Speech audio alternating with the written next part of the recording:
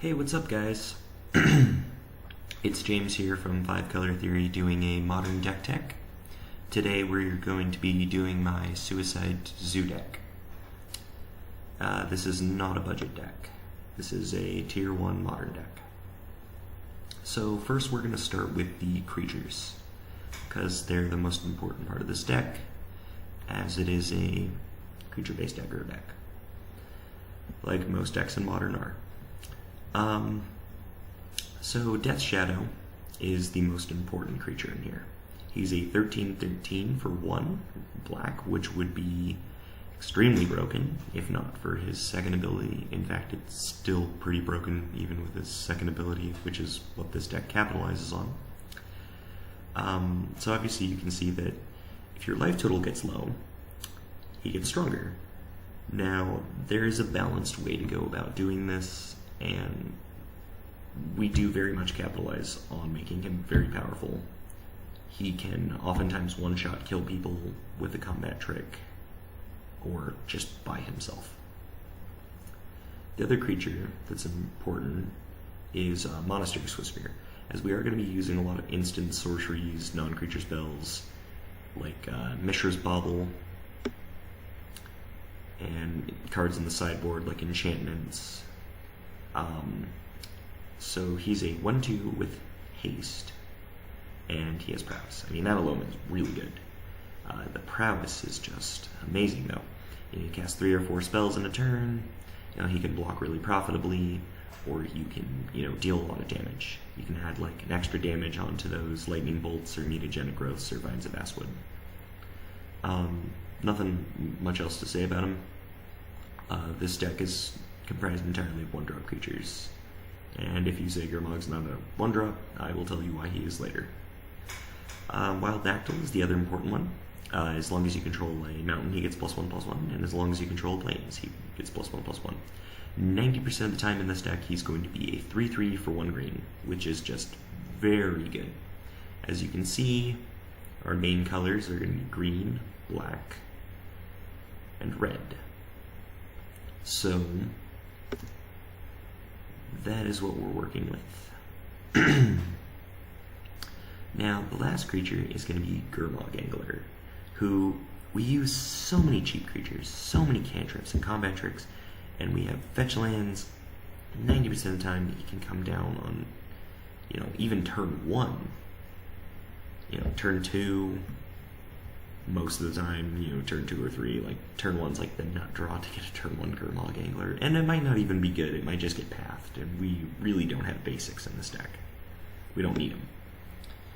I will show you why later. So I think the most important thing to explain the deck first is how we kill ourselves, but not die completely. First off, we have Thoughtseize and Cataxian Probe. Cataxian Probe we never pay the blue for because we run no blue mana. What we're normally doing is just paying 2 life to draw a card, so it just replaces itself and we lose some life, bolstering the Death Shadow. So essentially we get +2/+2 on our Death Shadow for free, as long as we're below that threshold, or it helps us get there.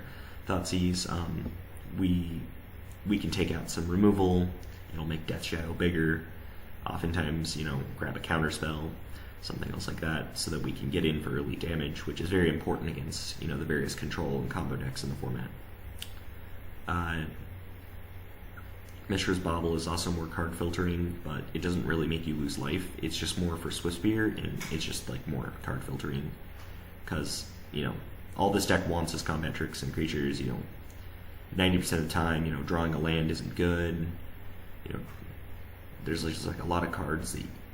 This card has a small core, and everything else is used to help you get to that core or to activate that core, so filtering is really good in here. So next we have the land base, which is all fetches and shocks. We don't run any basics. 90% of the time, you're going to fetch very aggressively. You'll notice we actually run more fetches than we run shocks. We're actually only running 5 shocks, and all the rest is fetches. So, 13 fetch lands. And the reason for this is because we really don't need that much mana, and we need the card filtering, and we need the Delve Fodder for Become Immense and Gurmag Angler, but also because fetch lands are just the best way to aggressively kill ourselves. Shock, you only take 2, but Fetch Shock, you take 3. So you're bolting yourself as opposed to shocking yourself. Now, we have Lightning Bolt, which is just all around good. If you're running red in this format, you just got to be running Lightning Bolt. I mean, I'm pretty sure it's self-explanatory, but in case you still want to hear an explanation, it takes out blockers for the creatures. So if they have any chump blockers, it'll take them out. Pump Swiftspear, and makes Delve Fodder. And if we're in a position where they're killing our creatures, but they're at a really low life total, we can just start bolting them to the face. So the last and final part of this deck is the combat tricks. So we're running 4 Mutagenic Growth because we can kill ourselves and make our creature bigger. Browsters, and it's just such a great card. Using that Phyrexian mana. Same with Cataxian Probe. Vines of Ashwood is really good because it'll give our Death Shadow or Monastery Swiftspear or what have you hexproofs. If they try to terminate it or something, we can give it hexproof for 1 green. But also it's good for swinging it on damage. Like oftentimes during combat, when you swing in a creature, the opposing deck will attempt to exile it or attempt to terminate it. They usually won't do it at like an end step or on your upkeep. They usually try to do it only if it's going to attack them. That way they don't waste removal on non-immediate threats. So 90% of the time you're going to pay 2 green to fizzle a spell and then hit them for 4 more. I mean, it's a burn spell as far as I'm concerned. It's a Boros Charm. It protects our creature and hurts them very badly. Become Immense is the same thing as Mutagenic Growth, and it uses Delve. And obviously, it's like casting 3 Mutagenic Growths at one time. It makes creatures very big. Having, say, a 10/10 Death Shadow, and then playing Become Immense and swinging for 16 is just ridiculous. And same with Timber Battle Range, where our creatures just get so big so easily in this deck for so cheap. It's just giving them double strike, and then they get that ferocious trigger, and they can just trample over for a shit ton of damage. Your opponent might flash in a Snapcaster Mage to block, and then realize holy crap, it's double strike and trample. Snapcaster Mage is useless. As a blocker, he'll only prevent 2 damage, and they'll be taking so much more. So that's the main board of the deck. Now onto sideboard. What I'll notice is that certain matchups were really bad against, for instance, Burn. So I put in Angel's Grace. Now, I put this card in there because it can't be countered, and it doesn't actually prevent damage. So Skullcrack and things like that wouldn't work either. So it just prevents Burn from killing you, and, oftentimes Burn will, dump out their hand, and then you're just Angel's Grace, and they're like, oh, crap, and then they have to pass into a bunch of giant creatures, killing them. It's also an infinite lock with Isochron Scepter, which I'll explain later. Postil's Blessing is in here for the same reason that Vines of Ashwood is in here. Protect a creature, make Delve Fodder, plus up stuff, you can pay life for it. Natural State is in here because people do play things like Engineered Explosives against this deck, which will pretty much destroy all of our creatures when they sack it. And, none of the protection in our deck will help with that, unfortunately. But it's also used to deal with various Rest in Peace and Leyland of the Void. And it also takes out sometimes Tron's not too much of a problem for us. We just want to keep them off their mana for a turn, and then we can win. We're usually a turn behind them sometimes. So Natural State is just good for taking out, that turn 1 or turn 2 Expedition map or Chromatic Star. Noxious Revival has dual uses. First off, it can reanimate a creature.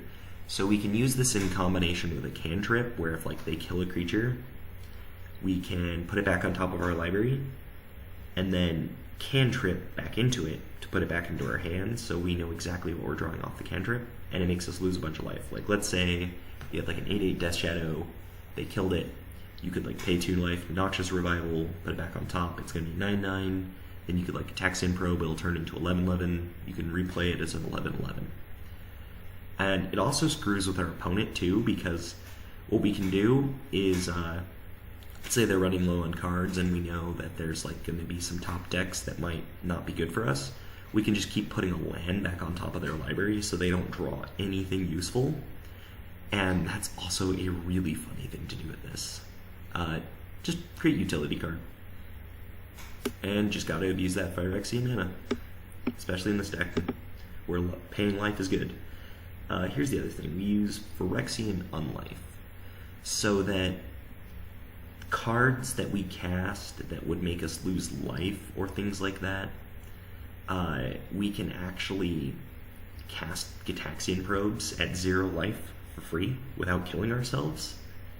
And it basically extends our life total to 10. And if you use this with like Angel's Grace, it just gets super broken to where your opponent just really can't kill you. And Death Shadow just becomes so annoying when the opponent just doesn't have to give a crap about their life total. Just a very great card. It's also sideboard against burn.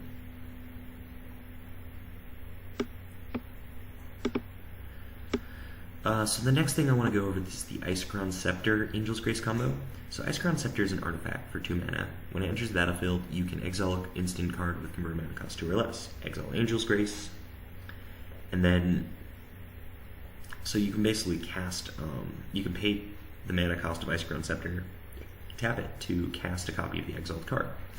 So once you get to 4 mana, which this deck can do, you can pay 2 and tap it on your turn, pay 2 and tap it on their turn, and you can just never lose the game because it has split second. It's just very amazing. Then we have Cavern of Souls against control. Generally comes in, and we need the creature type for Death Shadow. I actually forgot what that was. It's an avatar, so we could like name avatar, and then it's also mana fixing. You can get a black. It's also option to not kill ourselves if we really, really don't want to be taking damage, against a particular deck. It's free mana fixing. We can add a black and then cast an uncounterable Death Shadow. Just really good, and then we can focus our Thought Seizes against removal instead of counterspells.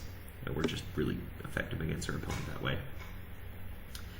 And that's the deck. I will have gameplay videos for you guys later.